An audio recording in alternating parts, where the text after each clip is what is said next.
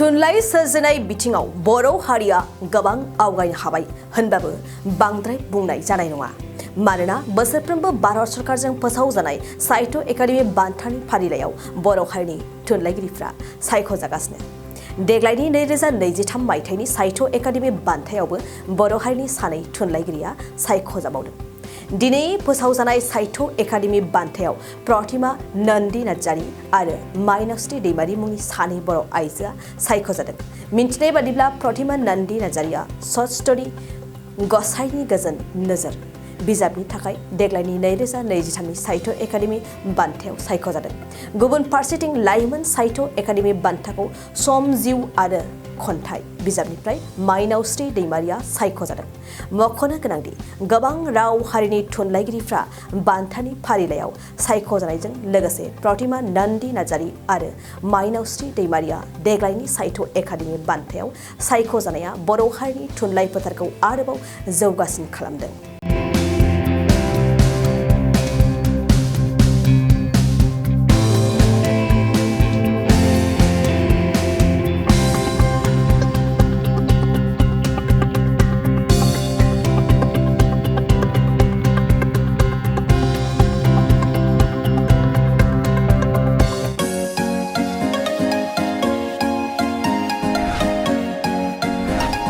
BSc हाबनो गोनां फरायसाफोरनि थाखाय गोनां फोसावथाय।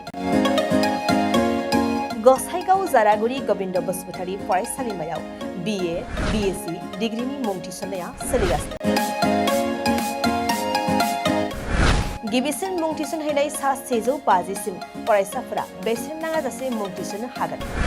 150निफ्राय 200 सानि गेजेराव 75% रेहाय, 201निफ्राय 250सिम 50% रेहाय आरो 250निफ्राय 600नि गेजेराव मुं थिसननायनि रांखौ 25% रेहाय होनाय जागोन।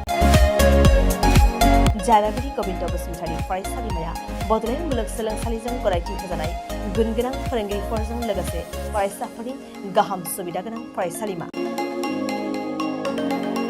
बड', इंराजि, Assamese, political science, history, economics, education, philosophy, sociology, geography आरो मेथ्स आयदाफोरखौ लानानै फरायसाफोरा बे फरायसालिमायाव फरायनो हागोन।